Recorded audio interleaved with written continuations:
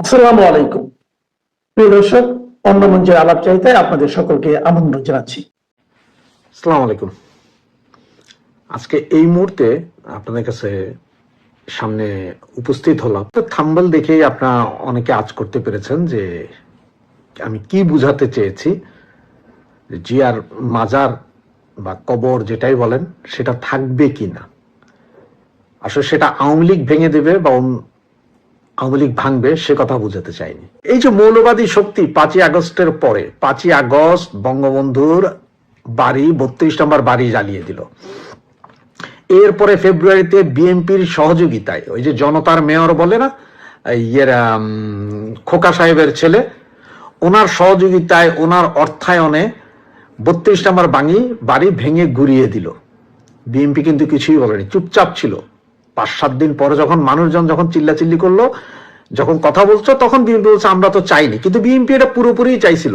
আর যার কারণে ওই সাদেক হোসেন খোকার ছেলেরে দিয়েই সবকিছু জোগাড় করে বিএনপি এটা ভাঙলো জামাতিদের সাথে এক হয়ে। এরপরে সেখানে লুঙ্গি ড্যান্স, অমুক ড্যান্স, তমুক ড্যান্স, অনেক কিছুই করলো।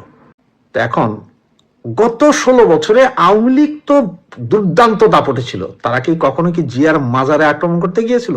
কখনো কি জিয়ার কবর ভাঙতে গিয়েছিল? কখনো কি জিয়ার কবর ভাঙার চিন্তা করেছিল? করেনি।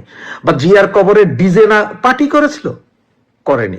জিয়ার কবরের সামনে কোনো কিছু করেছিল? করেনি। কিন্তু বিএনপি সেটা করেছে।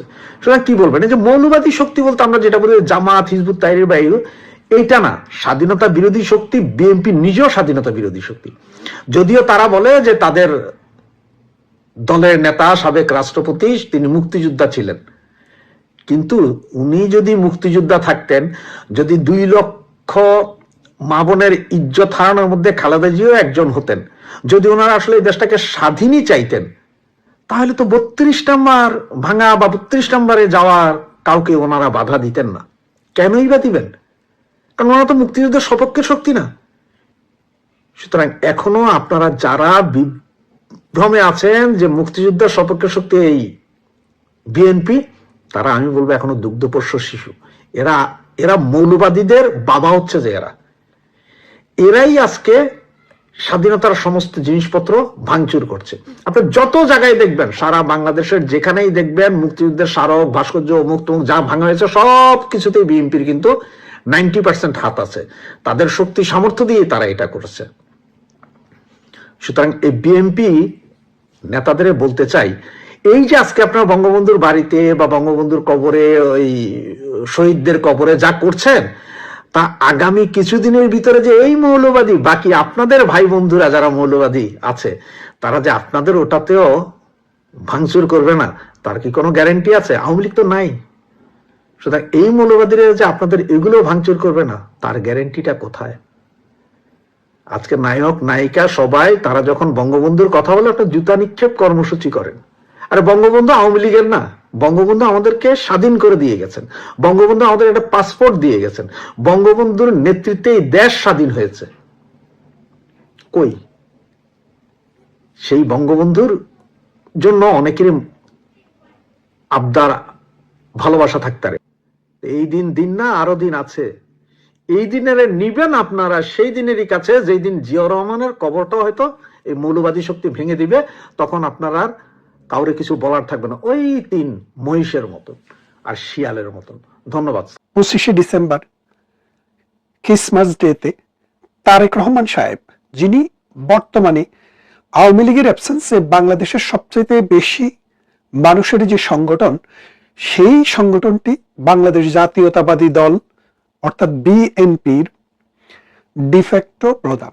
যেহেতু বেগম খালেদা জিয়া প্রধান হলেও তিনি অনেকটা কোমার মধ্যে হসপিটালে আছেন, সুতরাং এই সময়ে দলের নীতি নির্ধারণ, দল পরিচালনা এবং দলের টপম্যান হিসেবে তারেক রহমান সাহেবের শীর্ষে আছেন।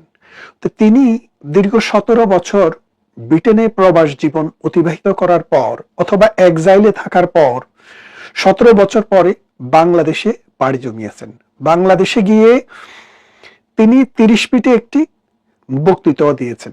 সেই বক্তৃতায় তিনি মার্টিন লুথার কিং এর সাথে মিল রেখে বলেছিলেন যে তার একটি প্ল্যান আছে। আমি যে কথাটি বলতে চাই, মার্টিন লুথার কিং তার বাক্যটিতে বলেছিলেন তার একটি ড্রিম আছে, আই হ্যাভ এ ড্রিম, এবং তার পুরা বক্তৃতায় তার ড্রিমটা কি সেই ড্রিমের কথাই বলেছেন। কিন্তু তারেক রহমান সাহেব তার একটা প্ল্যান আছে বলেছেন, কিন্তু প্ল্যানটা যে কি সেটা আমরা জানি না। অথচ আমরা সবাই জানি যে রাজনীতির যে পরিকল্পনা মানুষের জন্য, সেটা মানুষের কাছে দেওয়া হয়, মানুষের সেখানে আলোচনা হয়, সমালোচনা হয়, পরিবর্তন হয়, সংশোধন হয়, পরিমার্জন হয়, তারপর সেটা কার্যকরী হয়। তিনি তার প্ল্যানের কথা বলেছেন, কিন্তু প্ল্যানটি কি সেটি বলেননি। হয়তো বলবেন, আমরা অপেক্ষায় রইলাম। তবে যে বিষয়টি নিয়ে আজকে মূলত কথা বলতে চাই, সেই বিষয়টি হচ্ছে তারেক রহমান যদি 2026 সালের ফেব্রুয়ারি মাসের 12 তারিখে যে নির্বাচনটি শিডিউল আছে, সেই শিডিউল মতো যদি নির্বাচনটি হয়, সেই নির্বাচনে যদি বিএনপি সংখ্যাগরিষ্ঠ দল হিসেবে বেরিয়ে আসে, যেটার সম্ভাবনা খুবই হাই, এবং বেরিয়ে আসার পর তিনি যদি সরকারের প্রধান হন, তিনি যদি হেড অফ অ্যাডমিনিস্ট্রেশন বাংলাদেশের হন, তিনি যদি বাংলাদেশের প্রধানমন্ত্রী হন, তাহলে তার দুইটা নীতি খুবই ইম্পর্টেন্ট। একটি নীতি হচ্ছে বাংলাদেশ নীতি, আরেকটি নীতি হচ্ছে বাংলাদেশের যে সবচেয়ে বড় প্রতিবেশী, যারা 4000 মাইল জুড়ে, 4000 কিলোমিটার জুড়ে আমাদের সীমানাকে মানে বেষ্টন করে আছেন, সেই ভারতের সাথে ভারতের দ্বিপাক্ষিক নীতিটা কি হবে। এই দুইটি বিষয় খুবই গুরুত্বপূর্ণ। তো আমি প্রথমে ভারত নীতির কথাটা বলতে চাই। কেন ভারত নীতির কথাটা বলতে চাই? যে ভারত নীতিটা হচ্ছে বাহিরের সাথে ভেতরের, আর ভেতরের নীতি তো সবাই মিলে করবে না। এখন ভারতের সাথে বিএনপির অতীতের সম্পর্কটা অনেকটা জিয়াউর রহমানের আমলে কিন্তু ভালো সম্পর্ক ছিল। ইভেন প্রধানমন্ত্রী শেখ হাসিনার, খালেদা জিয়ার প্রথম অংশ অর্থাৎ 2014 সাল থেকে 2014 সাল নয়, 1991 সাল থেকে 96 এর যে সময়, ওই সময়ে কিন্তু ভালো সম্পর্কই ছিল বলে আমরা দেখেছি। কিন্তু 2001 সালে 4 দলীয় জোট জামায়াতে ইসলামীকে নিয়ে যখন ক্ষমতায় আসে, তখন কিন্তু ভারত বিরোধী অনেকগুলো ষড়যন্ত্রের সাথে, ভারত বিরোধী অনেকগুলো কর্মকাণ্ডের সাথে বিএনপি একাকার হয়ে গেছিল। বিশেষ করে 10টা অস্ত্র মামলা, অনুপ চেটিয়া এবং পরেশ বড়ুয়াকে বাংলাদেশের ভেতরে ভারতের বিরুদ্ধে সংগ্রাম করতে দেওয়া, এই বিষয়গুলো কিন্তু একদম চোখে দেখা গিয়েছে, যার ফলে ভারত কিন্তু শেষ পর্যন্ত বিএনপির বিরুদ্ধে সোচ্চার ছিল। অর্থাৎ বাংলাদেশের ভূখণ্ডকে ব্যবহার করে বন্ধুপ্রতিম ভারতে বিচ্ছিন্নতাবাদী আন্দোলন, সহিংস আন্দোলন, সংগ্রাম চালানোর জন্য বাংলাদেশ সহযোগিতা করেছে। সেই সহযোগিতাটি কি খালেদা জিয়া করেছেন, নাকি তারেক জিয়া করেছেন, নাকি তাদের সাথে থাকা জামায়াতে ইসলামী করেছেন, সেটা আমরা কখনো নিশ্চিত হইতে পারিনি। সেই নিশ্চিত করা সেই ঘটনাটা কারা ঘটিয়েছে, কি ঘটিয়েছে, 17 বছর পরে আমরা দেখলাম সেই মামলাটি খারিজ হয়ে গেছে। তো এখন এই মামলাটি, অর্থাৎ 21শে আগস্টে যে একটি গ্রেনেড হামলা হয়েছিল, সেই মামলাটিও খারিজ হয়ে গেছে। এখন এই মামলাটি খারিজ হয়ে গেলেও ঘটনাটি তো সত্যি। তো তত্ত্বাবধায়ক সরকার বা অন্তর্বর্তীকালীন সরকার, ইউনূসের অবৈধ সরকার, ইউনূসের মবের সরকার, ইউনূসের জঙ্গিবাদী সরকার এটার কোনো বিচার করেনি। তা এখন তারেক রহমান যখন ক্ষমতায় আসবেন, তাকে কিন্তু সেই বিচারটা করতে হবে, কারণ এটা হচ্ছে মানবতার দায়। রুল অফ লকে আপনি আপহেল করবেন কিনা সেই দায়।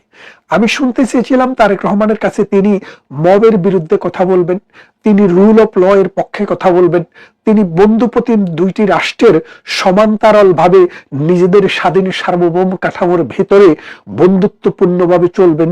বাংলাদেশের ঐতিহাসিকভাবে তার বাবা ভারতে আশ্রয় নিয়েছিলেন 1971 সালে, সেখানে ট্রেনিং নিয়েছিলেন, সেখান থেকে এসে বাংলাদেশে যুদ্ধ করে স্বাধীন করেছিলেন। সেই দেশটির সম্পর্কে তার একটা মিনিমাম অ্যাড্রেসিং থাকবে, কিন্তু সেটা থাকেনি। না থাকাটা বিচিত্র কিছু নয়, কিন্তু এখন কথা হচ্ছে এই যে অনুপ চেটিয়া, পরেশ বড়ুয়া এবং 10টা অস্ত্র, এই বিষয়টা থেকে কি উনি সরে আসবেন, নাকি উনি ক্ষমতায় আসলে আবারও ভারতের অখণ্ডতাকে বিনষ্ট করার জন্য ভারতের বিদ্রোহীদেরকে জায়গা দিবেন এবং বাংলাদেশের উপর দিয়ে ভারতে অস্ত্রের চালান পাঠাবেন কি পাঠাবেন না, এটা একটা বড় বিষয়।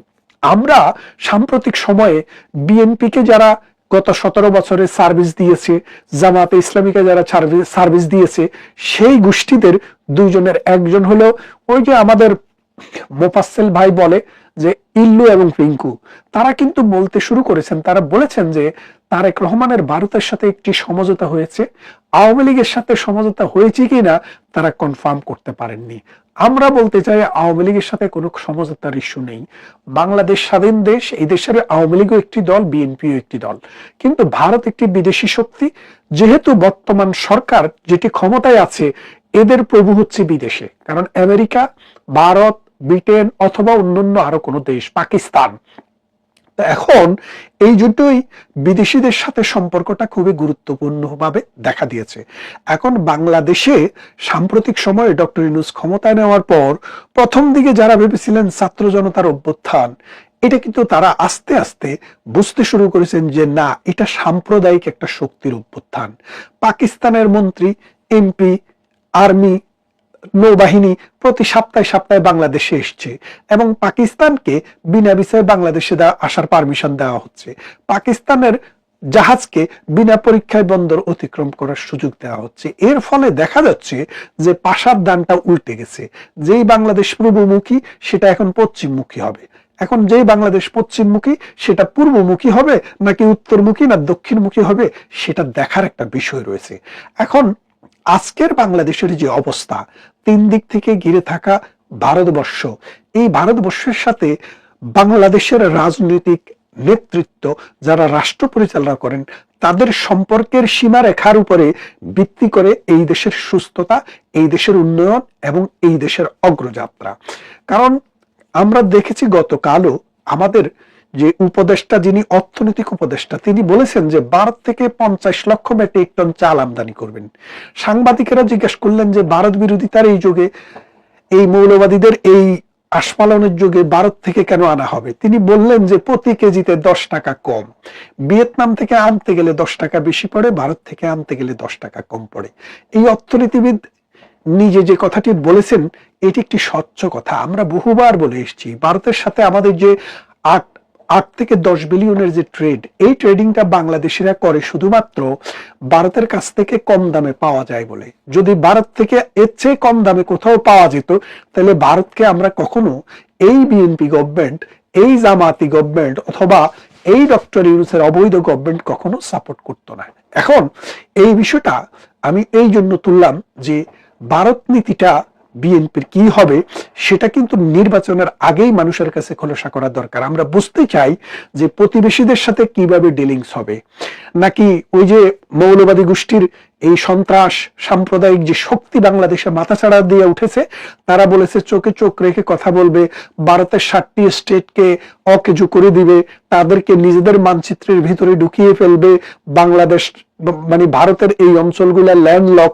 এই যে নানান প্রভোকেটিভ কথাবার্তা, এখানে রাষ্ট্রদূতকে তলব, ওখানে রাষ্ট্রদূতকে তলব, এর ফলে ভারত এবং বাংলাদেশের মধ্যে যে উত্তেজনা এবং টেনশন বিরাজ করছে, বাংলাদেশ সৃষ্টির 53 বছরে এই রকম টেনশন দুটি জাতির মধ্যে আর কখনো ছিল না।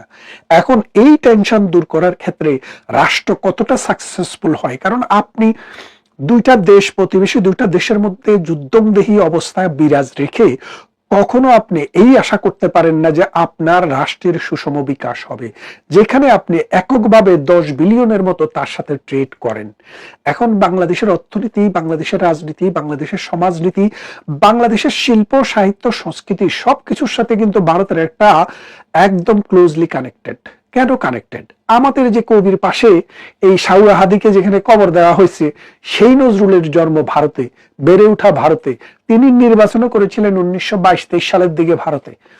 তার মানে হচ্ছে উনি বিয়েও করেছিলেন ভারতে একজন হিন্দু নারীকে, এবং তার ছেলে মেয়েরা যদিও ইসলাম নাম গ্রহণ করেছেন, অনেকেই কিন্তু হিন্দুদের মতোই চলাফেরা করেন। তার মানে এই সাম্যের কবি, এই বিদ্রোহের কবি, এই প্রেমের এবং দ্রোহের কবি পাক ভারত উপমহাদেশ নয়, সারা বিশ্বের বায়রন। সে বায়রনের পাশে একটা সন্ত্রাসী, একটা সাম্প্রদায়িক শক্তির প্রতিভূকে শুইয়ে দেওয়া হয়েছে। এই যে অবস্থা বাংলাদেশের, এই বাংলাদেশ এখন বাংলাদেশ নীতিটা কি হবে? বাংলাদেশ কি মধ্যপন্থী একটি রাষ্ট্র হবে নাকি উগ্রবাদী একটি রাষ্ট্র হবে? এইদিকে একটু খেয়ালটা দেওয়া জরুরি, এবং এই জন্যই আমার দ্বিতীয় অংশটাতে বাংলাদেশ নীতির কথা বলছি। বাংলাদেশ কি ভারতের সাথে বন্ধুত্ব করবে নাকি পাকিস্তানের সাথে বন্ধুত্ব করবে, নাকি আগের অবস্থানে স্থায়ী থাকবে? ডক্টর ইউনূস যেভাবে বাংলাদেশকে রেডিকালাইজ একটা রাষ্ট্রের দিকে নিয়ে গেছে, তার ক্ষমতাকে পাকাপোক্ত করার জন্য প্রথম আলোতে যেভাবে আগুন দিয়েছে, ডেইলি স্টারে যেভাবে আগুন দিয়েছে, নুরুল পাগলাকে যেভাবে কবর থেকে তুলে যারা জ্বালিয়ে দিয়েছে তাদের বিরুদ্ধে কোনো ব্যবস্থা নেয়নি, বঙ্গবন্ধুর বাড়িটিকে বাংলাদেশের স্বাধীনতার স্মারক 32 নম্বরকে যেভাবে পোড়ানো হয়েছে এবং অসংখ্য মানুষের বাড়িঘরে যেভাবে বুলডোজার চালানো হয়েছে, সেই বিষয়গুলোতে বাংলাদেশের নীতিটা কি হবে? বাংলাদেশ কি এইসব অন্যায় অত্যাচারের বিচার করবে নাকি আয়ামে জাহেলিয়াতের মতো এগুলাকে ছেড়ে দেওয়া হবে? এখন বাংলাদেশ যদি নীতি হয় যে রুল অফ ল, অর্থাৎ আইন, তার শাসন, আইনের শাসন থাকবে, যে অপরাধী সে আওয়ামী লীগ হোক, বিএনপি হোক, জাতীয় পার্টি হোক, জামাত হোক অথবা অন্য কোনো দলমতের হোক, আইনের ভিত্তিতে তার বিচার হবে নাকি তাকে ছাড় দেওয়া হবে?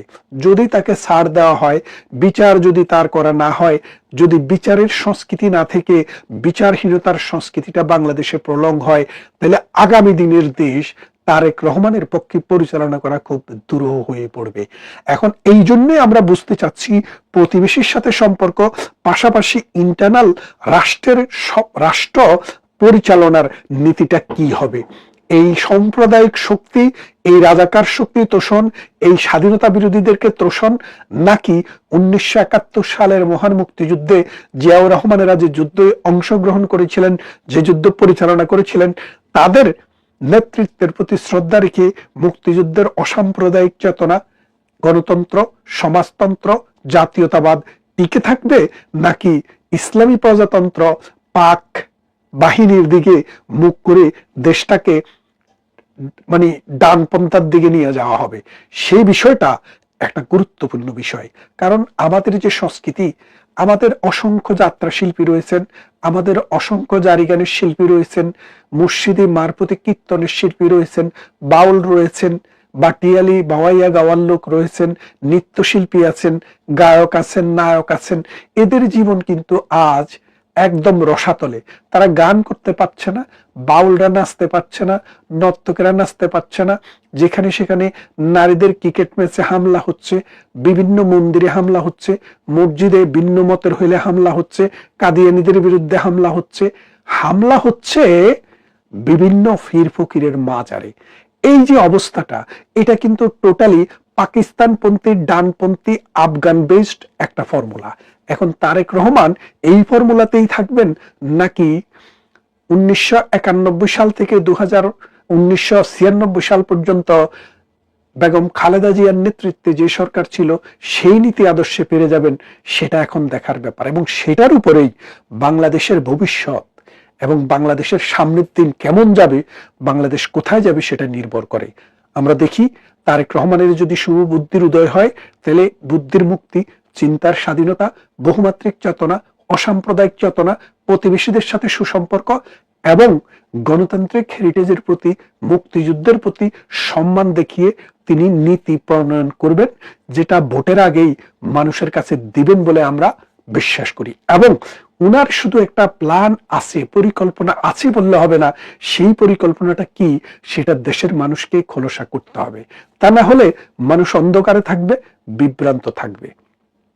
এই বিভ্রান্ত এবং অন্ধকারের ভেতরে সঠিক নেতৃত্ব নির্বাচন করা সম্ভব নয়। আসুন অন্ধকার কেটে যাক, আমরা তারেক রহমানের প্ল্যানটি শুনতে চাই। আসসালামু আলাইকুম দর্শক, ভারত বাংলাদেশ সম্পর্ক চরম অবনতিশীল, এটার বলার অপেক্ষা রাখে না। প্রতি মুহূর্তেই মানে দিনকে দিন এটা অবনতি থেকে অবনতিতে যাচ্ছে, এবং বাংলাদেশের দিক থেকে উদ্বেগ জানানো হচ্ছে, উৎকণ্ঠা জানানো হচ্ছে, কিছু কিছু ব্যবস্থা নেওয়া হচ্ছে ভারতের দিক থেকেও লাগাতার। এবং আজকে আমাদের সামনে ভারতের একটা রিয়েকশন আছে, এবং এই রিয়েকশন ধরে এটা নিশ্চিতভাবে বলা যায় যে বাংলাদেশও কিছু রিয়েকশন দেখাবে। এবং এটার সঙ্গে এই যে দুই দেশের এখন রিয়েকশন, শুধু কূটনীতিক পর্যায়ে যে কূটনীতিকদের তলব করা, বিভিন্ন বা কূটনীতিক চেইনে জবাব দেয়া, চিঠি দেয়া, সেই পর্যায়ে নাই। এটা বলা যেতে পারে যে মিডিয়া এবং পাশাপাশি কিছু অপ্রীতিকর ঘটনা এবং দুই দেশের কূটনৈতিক পর্যায়ে চরম একটা অবনতিশীল সম্পর্কের দিকে। আমরা ছোট্ট করে আগে একটু নজর দেই ভারত আজ কি বলছে তার কথার দিকে। বাংলাদেশের পরিস্থিতি পর্যবেক্ষণ করা হচ্ছে জানিয়ে ভারতের পররাষ্ট্র মন্ত্রণালয় সাম্প্রতিক বিভিন্ন ঘটনাকে উদ্বেগজনক বলে উল্লেখ করেছে। স্থানীয় সময় শুক্রবার 26 ডিসেম্বর নিয়মিত ব্রিফিং এ ভারতের পররাষ্ট্র মন্ত্রণালয়ের মুখপাত্র রণধীর জয়সওয়াল বলছেন, এসব ঘটনাকে মিডিয়ার বাড়াবাড়ি বা রাজনৈতিক সহিংসতা বলে উড়িয়ে দেয়া যাবে না। খবর টাইমস অফ ইন্ডিয়ার। দেখেন, বাংলাদেশের বিভিন্ন মিশনে ওখানে হামলার অভিযোগ উঠেছে এবং ভারত বলছে যে এটা মিডিয়ার তৈরি না, মানে এটা এগুলো মিডিয়ার তৈরি। বাংলাদেশে যখন মিডিয়ায় খবর আসছে, আবার ভারতের দিক দিয়ে যখন কোনো ঘটনার এরকম ঘটছে তখন তারা বলছে যে এটা মিডিয়া বা রাজনৈতিক সহিংসতা বলে উড়িয়ে দেওয়া যাবে না। বাংলাদেশের সাম্প্রতিক পরিস্থিতি নিয়ে করা এক প্রশ্নের জবাবে রণধীর জয়সওয়াল তিনি বলেন, গত কয়েকদিনে আমরা একাধিক বিবৃতি দিয়ে বাংলাদেশে প্রচারিত ভ্রান্ত বর্ণনা প্রত্যাখ্যান করেছি। মানে দুই দেশের সম্পর্কে যখন অবনতি হয় তখন এক দল বোধহয় আরেক দলের দিকে এভাবেই তারা অ্যাটিটিউড করে এক দেশ আরেক দেশের সাথে। রণধীর জয়সওয়াল বলেন, বাংলাদেশের সাম্প্রতিক ঘটনাগুলি সম্পর্কে আমরা অবগত এবং পরিস্থিতি নিবিড়ভাবে পর্যবেক্ষণ করছি। ভারতের পররাষ্ট্র মন্ত্রণালয়ের মুখপাত্র আরো বলেন, বাংলাদেশে হিন্দু, খ্রিস্টান ও বৌদ্ধ সহ সংখ্যালঘুদের বিরুদ্ধে যে নিরবিচ্ছিন্ন বিদ্বেষ চলছে তা গভীর উদ্বেগের বিষয়। আমরা ময়মনসিংহে এক হিন্দু যুবকের সাম্প্রতিক নৃশংস হত্যাকাণ্ডের তীব্র নিন্দা জানাই এবং এই ঘটনার সঙ্গে জড়িতদের দ্রুত আইনের আওতায় আনার প্রত্যাশা করি। ময়মনসিংহের সেই দীপুচন্দ্র দাস তার ঘটনাটি একেবারে তুলকালাম পরিস্থিতি তৈরি করেছে। এদিকে রাজবাড়ী পাংশায় বুধবার 24 ডিসেম্বর রাতে গণপিটুনিতে অমৃত মণ্ডল ওরফে সম্রাট নামে একজনের নিহতের ঘটনা দুঃখজনক জানিয়ে এটি কোনো সাম্প্রদায়িক হামলা ছিল না বলে জানিয়েছে বাংলাদেশ সরকার। বৃহস্পতিবার অন্তর্বর্তী সরকারের বিবৃতিতে বলা হয়, রাজবাড়ী পাংশা থানাধীন এলাকায় বুধবার রাতে সংঘটিত একটি দুঃখজনক হত্যাকাণ্ডকে কেন্দ্র করে সামাজিক যোগাযোগ মাধ্যম ও বিভিন্ন সংবাদ মাধ্যম বিভ্রান্তিকর তথ্য ছড়ানোর বিষয়টি সরকারের নজরে এসছে। মানে এই ঘটনাগুলো এখন ছোটকে তেল থেকে তালও বানানো হচ্ছে, আবার তালকে অপর দেশ তোয়াক্কা না করে অভিযোগ পাত্তা না দিয়ে তালকে তিল দেখানোর চেষ্টা করে, এরকম অভিযোগ আছে। বিবৃতিতে সরকার বলেছে, পুলিশের তথ্য প্রাথমিক তদন্ত থেকে প্রতীয়মান হচ্ছে যে ঘটনাটি মোটেই সাম্প্রদায়িক হামলা নয়। মানে রাজবাড়ির পাংশায় এটি চাঁদাবাজি ও সন্ত্রাসী কর্মকাণ্ডের থেকে উদ্ভূত সহিংস পরিস্থিতি থেকে সৃষ্ট ঘটনা। নিহত ব্যক্তি শীর্ষ সন্ত্রাসী অমিত মণ্ডল ওরফে সম্রাট চাঁদা দাবির উদ্দেশ্যে এলাকায় উপস্থিত হন এবং বিক্ষুব্ধ স্থানীয় জনতার সঙ্গে সংঘর্ষের এক পর্যায়ে প্রাণ হারান। তিনি ইতিপূর্বে 2023 সালে রুজুকৃত মামলায়, বেশ কয়েকটি মামলায় তিনি গ্রেফতারি পরোয়ানা ছিল। এছাড়া সম্প্রতি ভারতের দিল্লিতে অবস্থিত বাংলাদেশ হাই কমিশন, কলকাতার উপ দূতাবাস এবং শিলিগুড়িতে ভিসা সেন্টার ঘিরে ভারতীয় জনতা পার্টি, বিজেপি ও কট্টরপন্থী কয়েকটি সংগঠন বিক্ষোভ এবং প্রধান উপদেষ্টার কুশপুতলিকা দাহ করেছে। এসব ঘটনায় আনুষ্ঠানিকভাবে প্রতিবাদ জানিয়েছে বাংলাদেশ সরকার। তার মানে বিন্দু বিন্দু করে ঘটনা একটার পর একটা ঘটনা ঘটেই যাচ্ছে এবং এর পরিপ্রেক্ষিতে বাংলাদেশ ভারত ভিসা যোগাযোগটাও সেটা বলা যায় যে একেবারে প্রায় বন্ধের শামিল। ফলে এই সিচুয়েশনে আমরা দেখেছেন যে আমরা যারা দিল্লির যেসব সাংবাদিককে নিয়ে আমরা টক শো করি, আমরা আলোচনা করি, তারা স্পষ্টতই বলছে যে 1971 সালে বাংলাদেশের প্রেক্ষিত যেরকম ছিল, সেই সময় বাংলাদেশে তৎকালীন পূর্ব পাকিস্তানে, তৎকালীন পশ্চিম পাকিস্তান যে অনাচার ও বিচারের রাজত্ব কায়েম করেছিল, সেরকম একটা প্রেক্ষিতে পরে দিল্লি বা ভারত বাংলাদেশের সাথে একজোট হয়ে পাকিস্তানের বিরুদ্ধে তারা ফাইট করেছিল। এই সাম্প্রতিক সময়ে এই ধরনের ঘটনাগুলোকে তারা মিন করছে ওই 71 সালের মতো করে, যে ওই সময়ের মতো এগুলো দিনকে দিন বাড়ছে, এগুলো বাড়তে থাকলে তাদের দেখার দৃষ্টিভঙ্গি পরিবর্তন হবে। ভারতের রণধীর জয়সওয়ালের বিবৃতি দেখেছেন যে তারা নিবিড়ভাবে পর্যবেক্ষণ করছেন বলতে তারা কি বোঝাতে চাচ্ছেন? এটা কি এমন কোন সিচুয়েশন যে একটার পর একটা কড়া বার্তা দেওয়া হচ্ছে, তারপরে ভিন্ন কোনো আঙ্গিক? আমরা এর আগে তো অনেকগুলো আলোচনা বলেছি যে বাংলাদেশে বিশেষ করে লালমনিরহাট বর্ডার ধরে ভারত গ্যারিসন প্রতিষ্ঠা করেছে, তার সেদিকে চিকেন নেকের নিরাপত্তা বিশ্লেষণের কথাটি মাথায় রেখে সে পুরো এই এলাকাটিতে একটি নিরাপত্তা জাল তৈরি করেছে এবং এমন সময় এই নিরাপত্তা জাল তারা তৈরি করেছে যেমন বাংলাদেশের ভেতর থেকে চিকেন নেক সম্পর্কে বিভিন্ন স্লোগান দেওয়া হয়েছে, বিভিন্ন উস্কানিমূলক কথাও বলা হয়েছে। সেটা আবার ভারতের বিজেপি, ভারতের ধর্মভিত্তিক যারা সংগঠন, তারাও বসে থাকেনি, তারাও বাংলাদেশের এই গোষ্ঠীটা খেপে যায় এ ধরনের আরো কার্যক্রম, মানে দুই পক্ষই ওই যে বলে যে এক হাতে তালি বাজে না, দুই হাতে তালি বাজার মতন একটা সিচুয়েশন তৈরি করে দুই দেশের মানুষের আন্তঃযোগাযোগ, তাদের সাংস্কৃতিক বিনিময়, তাদের অর্থনৈতিক বিনিময়, তাদের ব্যবসা বাণিজ্য সবকিছুই হঠাৎ করে যেন একটা মুখ থুবড়ে পড়ার মতন অবস্থা। এবং এসব দেখে বিশ্বের অন্যান্য যে শক্তিধর রাষ্ট্রগুলো তারাও বারবার বলছে যে বাংলাদেশ ভারতের মধ্যে এই সম্পর্ক হওয়া উচিত না। আমরা বলছিলাম যে এর পেছনে কি শুধু বাংলাদেশ ভারত নাকি আরো তৃতীয়? সবাইকে জানাচ্ছি শুভেচ্ছা ও স্বাগত। আমরা দেখছি যে তারেক রহমান অর্থাৎ বিএনপির ভারপ্রাপ্ত চেয়ারম্যান তিনি দেশে ফেরার পর একের পর এক চমক কিছুটা দেওয়ার চেষ্টা করছেন, এবং তার যে প্ল্যানের কথা বলেছেন সেই প্ল্যান কি আসলে এটি নিয়েই এখন জোর আলোচনা চলছে, কিন্তু সেটি এখনই আসলে বোঝা মুশকিল হবে যতক্ষণ পর্যন্ত তিনি এটি প্রকাশ না করবেন বা খোলসা না করবেন, বা তার দলের পক্ষ থেকে গুরুত্বপূর্ণ কোনো জায়গা থেকে কেউ কিছু বলবেন। ফলে এই প্ল্যান বা পরিকল্পনার নানান ডালপালা ছড়াতে থাকবে, গুঞ্জন চলতে থাকবে, অনেক গুজব হবে, অনেক ধরনের পর্যালোচনা হবে, এগুলো হতেই থাকবে স্বাভাবিকভাবেই। এবং এমনও হতে পারে যে তারেক রহমান খুব সচেতন ভাবেই, যাতে তার এই একটি বক্তব্য ঘিরে মানুষের মধ্যে এক ধরনের কৌতূহল তৈরি হয়, এটিও একটি চমক হিসেবে হয়তো তিনি তুলে ধরেছেন যে চলতে থাকুক তাকে নিয়ে আলোচনা, মানুষের একটা আগ্রহের জায়গা তৈরি হোক, এবং সেটি যতদিন পর্যন্ত চলবে নির্বাচনী আবহাওয়াটা আর একটু গরম হবে, আর একটু উত্তেজনাও বাড়তে পারে যে নির্বাচন ঘিরে কোনো পরিকল্পনা নাকি অন্য কোনো। আর দ্বিতীয় বা তৃতীয় দিন হিসেবে তিনি যে কার্যক্রমগুলো করেছেন, গতকালকে জিয়াউর রহমানের অর্থাৎ তার বাবার মাজার জিয়ারত করতে গিয়েছিলেন। তারপরে তিনি আজকে তার যে নির্বাচনী প্রক্রিয়া সেটি অংশ নিতে গিয়েছিলেন, অর্থাৎ তিনি তার আইডি কার্ড করতে গিয়েছিলেন। এখন তিনি ভোটার হবেন।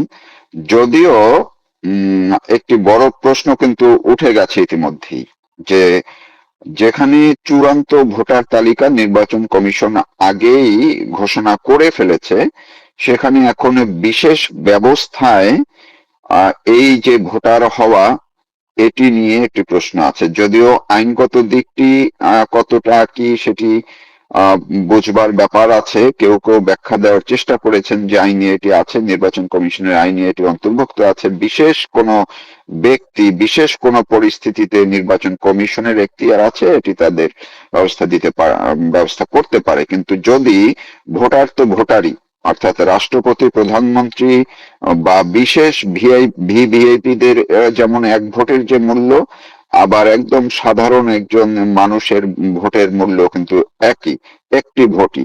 সুতরাং ভোটার হওয়ার ক্ষেত্রে কারো সুযোগ থাকবে না, কারো সুযোগ থাকবে, এটি কিন্তু হওয়ার কথা নয়। অর্থাৎ আমি যেটি বলতে চাচ্ছি যে ভোটার হলেন তিনি এখন বিশেষ ব্যবস্থায়। এখন ধরুন আরো অন্য কোনো মানুষ কোনো কারণে, ওই সাধারণ কোনো মানুষ এই সময়সীমার মধ্যে তিনি ভোটার হতে পারেননি, তিনি কি এখন ভোটার হতে পারবেন? তাকে কি বিশেষ কোনো ব্যবস্থায় নির্বাচন কমিশন ভোটার হওয়ার সুযোগ দিবে? যদি না হয় তাহলে এটি কিন্তু বৈষম্য। অর্থাৎ বিশেষ কোটায় বিশেষ ব্যবস্থায় কাউকে নির্বাচন কমিশন ভোটার হওয়ার সুযোগ দিবেন যতদিন খুশি ভোটের আগে মুহূর্ত পর্যন্ত, আর অন্য কোনো মানুষ সেই সুযোগটি পাবেন না, এটি প্রশ্নের দাবি রাখে। আর আমি যে মূল বিষয়টি আসছি সেটি হচ্ছে, আজকে তারেক রহমান গেলেন হাদির মাজারে। আমি জানি না তিনি নজরুলের কবর জিয়ারত করেছেন কিনা, এটুকু আমার নজরে আসেনি, কিন্তু হাদির মাজারে তিনি গিয়েছেন, তার ভাই কোকর কবর জিয়ারত করেছেন, তার শ্বশুরের কবর জিয়ারত করেছেন। এখন এই জায়গাটিতেই সামাজিক যোগাযোগ মাধ্যমে কিন্তু ঘুরপাক খাচ্ছে আরেকটি বিষয়, যে এই তারেক রহমান যে চমক দেখাচ্ছেন, সেই চমকের পরবর্তীতে কি আছে। তিনি কি এই যে মাজার জিয়ারত কিংবা কবর জিয়ারতের যে অংশ, এই ক্ষেত্রে তিনি কি শেষ পর্যন্ত আরেকটি চমক তৈরি করবেন রাজনীতির ক্ষেত্রে, যে তিনি কি বঙ্গবন্ধুর সমাধিস্থলে যাবেন কিনা? কারণ তিনি কিন্তু গিয়েছিলেন, তিনি 2004-এর 27 জানুয়ারি রাতে, গভীর রাতে তিনি কিন্তু দলবল নিয়ে বঙ্গবন্ধুর সমাধিতে গিয়েছিলেন এবং বঙ্গবন্ধুর কবর জিয়ারত করেছেন। এবারও কি তেমন কিছু করবেন কিনা, সেটি করলে কবে করবেন, এবং সেটি করার পরে তার দলের নেতাকর্মীদের মধ্যে কি প্রতিক্রিয়া হতে পারে, কিংবা আওয়ামী লীগের নেতাকর্মী সমর্থকদের মধ্যে কি প্রতিক্রিয়া হতে পারে, সেটিও কিন্তু একটি দেখার ব্যাপার। এবং এটি অবশ্যই একটি চমক হয়ে আসতে পারে, এমনকি ঘোষণা দিয়েও যেতে পারেন বা ঘোষণা ছাড়াও যেতে পারেন। কি হবে, কবে যেতে পারেন? বিএনপির মধ্যে আমি দু একজনের সাথে কথা বলার চেষ্টা করেছি, তারাও জিনিসটি নিয়ে খুব কৌতূহলের জায়গায় আছেন। তারাও অনেকের, আমি যাদের সঙ্গে অন্ততপক্ষে কথা বলেছি তারা বলেছেন অনেকের মধ্যে এমন একটি ধারণা আছে যে তারেক রহমান হয়তো বঙ্গবন্ধুর সমাধিতে যেতেও পারেন। এমনও হতে পারে তিনি ধ্বংসস্তূপে পরিণত হওয়া 32 নম্বরও দেখতে যেতে পারেন। অর্থাৎ তিনি যেহেতু নতুন রাজনীতির একটি আবহ তৈরি করার কথা তিনি এক ধরনের ভাব প্রকাশ করেছেন, সেই জায়গা থেকে কিন্তু এটি হতে পারে। তিনি তার দেশে ফিরে প্রথম বক্তব্যে কিন্তু আওয়ামী লীগ বা শেখ হাসিনা সম্পর্কে কোনো নেতিবাচক কথা বলেননি। ফলে অঙ্ক অনেক কিছু আছে, এবং এই অঙ্কের নির্বাচনের আগে তারেক রহমান বঙ্গবন্ধুর সমাধিতে গেলে খুব যে আশ্চর্য হওয়ার মতো কিছু থাকবে সেটি নয়। এখন আমরা অপেক্ষায় থাকবো তারেক রহমান সেই চমকটি দেখান কিনা এবং এর প্রতিক্রিয়া কোন দিক থেকে কিভাবে হয় সেটি দেখতে